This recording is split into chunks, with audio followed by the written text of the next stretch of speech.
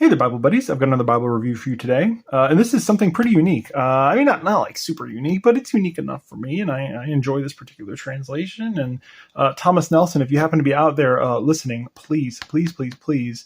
I'm not asking for like 20 different varieties of this thing. I'm not asking for like 10 different varieties. I'm asking for like maybe one would be awesome. If you guys could please re-release, now this isn't it, right? But in general, if you guys could please re-release the ASV in the bourgeois edition, in the larger size, the 8VO, with center column references. I'm trying to think, and do a premium edition of that. But like just reprint the bourgeois text as you have it. Like no modifications, no edits, because it's a beautiful text, a beautiful layout. Maybe if you want to get wild and crazy, like increase the leading just a little bit, the spacing between the lines, because it is kind of tight. But otherwise, if you could just reprint that in a premium edition with some full Yapp, it would be much appreciated. So I say that only because this is an ASV also, but this is the Minion size. So this is kind of the pared down size of the ASV. Normally the ASV or the bourgeois edition that I was just talking about is an 8VO, so it's bigger. It's a full size Bible. This is more akin to like a hand size Bible. So and it would be considered probably the same size as a Pit Minion. But let's go ahead and get started. On the outside here, we have a wonderful, just a genuine leather cover here. But man, this one is just a primo edition, primo example of it. It's just very held up very well over the years. But we can see it does have a Yapp, and it's not quite a full Yapp, but it's certainly a generous Yapp there. But we have this wonderful grain, man, just really grainy, very textured, very nice. Thomas Nelson had this great grain that they used to use. They had on the RSVs. And a bunch of other editions over the years, and it's just nice and tactile. It's a great grain, love it. We do have an inner perimeter line here. There's not an exterior one, so this one's kind of inside of the book block there. You can see it on the edge. And then on the spine you have Holy Bible, and I love that font. That's an amazing font. Holy Bible Teacher's Edition, American Standard Version, and Pronouncing Nelson. And then we have 1, 2, 3, 4, 5 kind of raised spine hubs. I don't know if they're like super raised. No, they're just kind of pressed in there, but the way that they press them, they kind of feel like they're popping up a little bit, but they're, I guess not, because they kind of go down before they come up, if you know what I mean. On the back, we just have that nice grain continued again. It looks fantastic. Yeah, when you review a Bible and you fall in love with it all over again. That's what's happening to me right now. Let's go ahead and take a look at the other exterior features. We do have a nice gold nice gold gilt there. And it is a red under gold. We'll look at it in a second. There are some white head and tail bands. You see that lovely high luster on that gold page edge gilt. And on the bottom, look at that, super shiny. Then we have one ribbon, and it is, it's not even like a satin ribbon. I don't know, maybe a single-sided satin ribbon. It is very thin, and it is very narrow. So it's not a very thick or plush ribbon at all, and it's just a very narrow ribbon. Yeah, I'm goofing around with it here. Just checking it out. On the inside front cover, this is awesome. I see this every once in a while, very, very rarely though. We have this Nelson cover index, and that's really neat because it tells you what page which book is on. So that's super awesome. I can appreciate that. Cover index patent applied for. Interesting.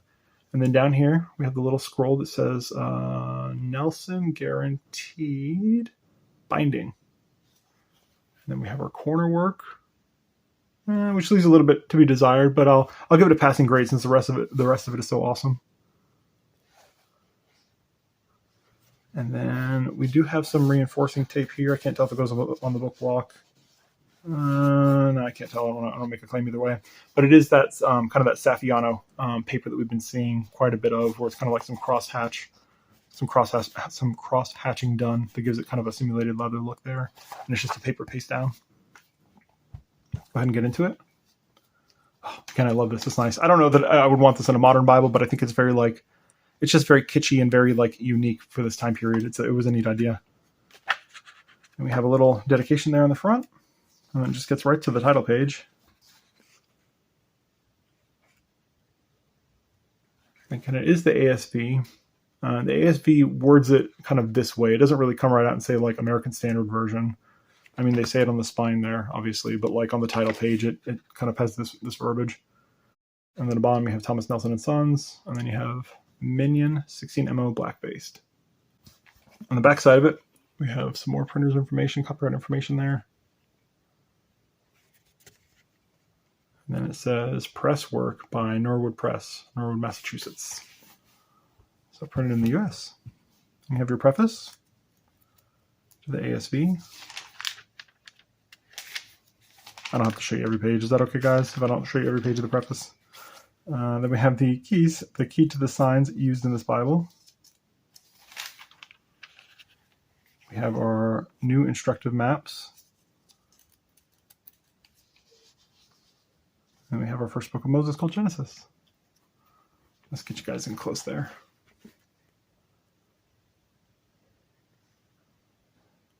Very nicely done.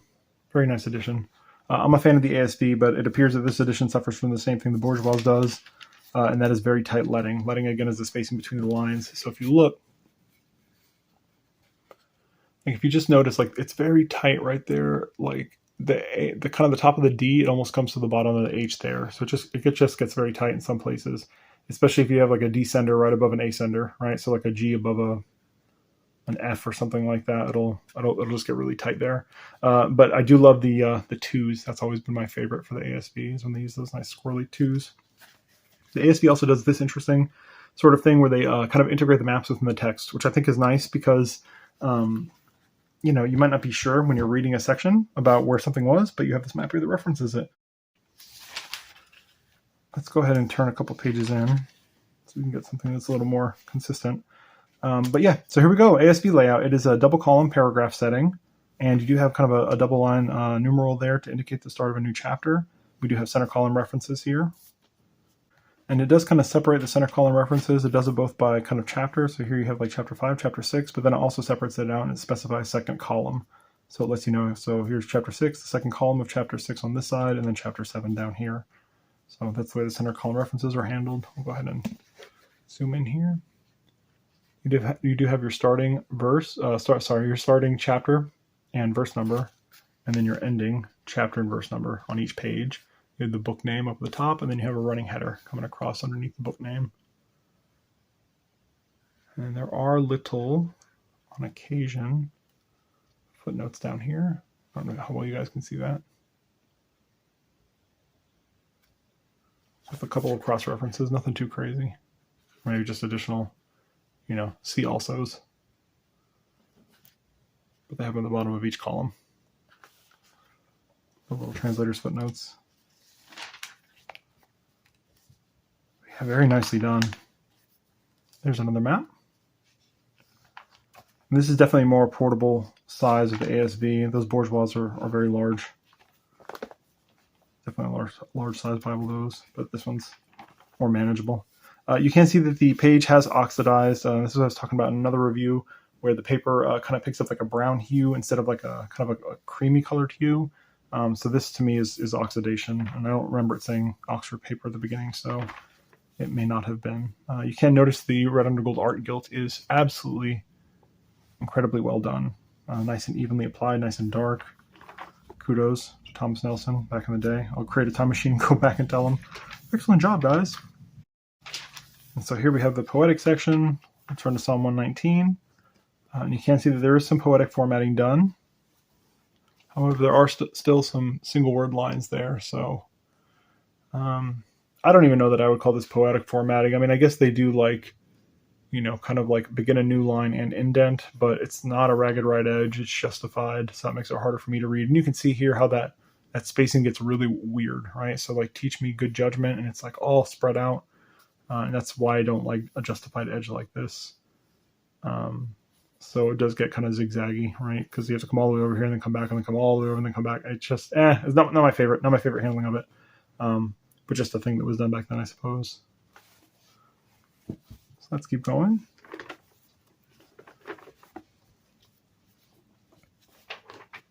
And the New Testament title page.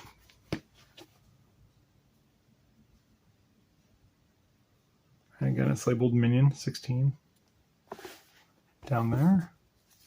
And the ASVs, I think, have always been a black letter. I don't think they ever did a red letter ASV.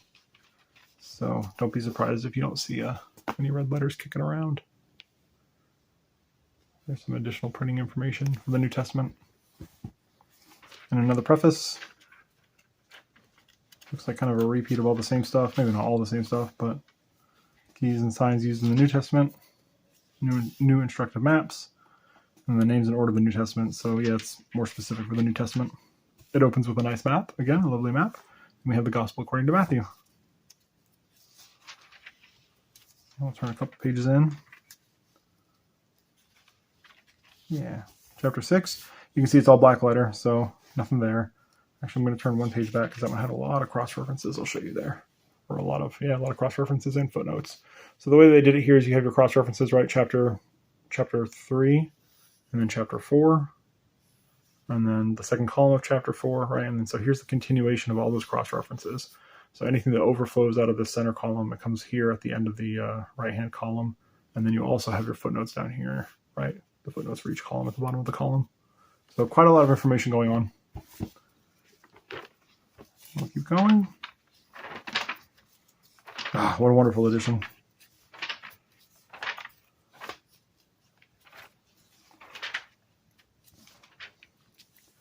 There we have the end of the New Testament. It says, printed in the United States of America.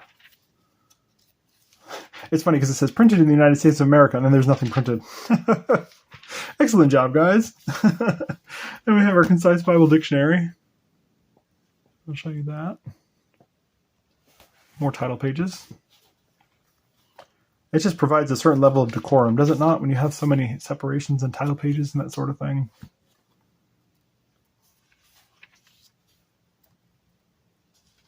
List of contributors. Concise Bible Dictionary. Keys to the signs used in this Bible dictionary. And this is probably going to be a pretty good chunk, but you can see there's illustrations and photos and that sort of stuff throughout. There we go. Caught it just in time. Then we have a concordance here. Gets right into it. I will show you the concordance entries. I love the layout. It looks like an old-timey newspaper. There you are.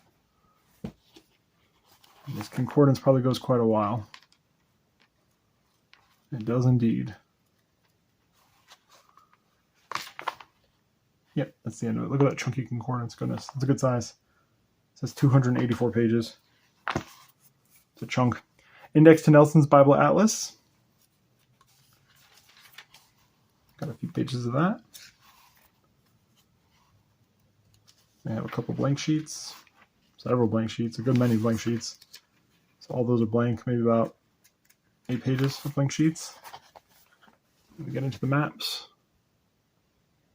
You can see they're using the pastel colors, but they are not using the. Oh no! I was just about to say it. I held my tongue because I had a feeling. I'm like, oh, let's see. They are using the topographic information, so they can get a little bit hairy there. But it looks like they try to mitigate some of that by printing the topographical information in brown instead of black. So it helps ever so slightly. This sort of thing's a little hard to read, though. I'm glad they figured out maps now, though. Maps nowadays look good in pretty much every brand. So, a few maps there. Oh, I didn't even realize I got some writing there. A little bit of little pencil scribble. I'll have to go in and erase that. That's it, the end sheet. Yeah, so an excellent edition. Goodness, very beautiful version of the ASV. Certainly, if you guys can ever find like an ASV that's in this good a condition, I would say snatch it up. Just because they're rare. The ASV hasn't been produced for so long. I mean, this is probably 100 years old. You know, we're getting there if it's not quite. So yeah, I mean, if you guys see them in this good a condition, I would definitely recommend snatching them up because they're not going to be around unless Thomas Nelson listens and they produce a nice goatskin leather cover full Yapp bourgeois reprint, facsimile reprint, however you want to do it. Yeah, maybe some of that. Let's get some likes on the video. Maybe they'll watch and listen. I don't know, or some comments, something. So overall length is 8 1/4 inches. The width is going to be about 5 5/8 inches wide. It's a little chunky, but not too bad.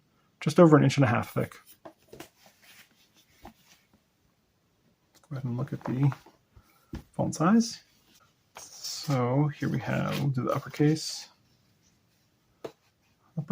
A.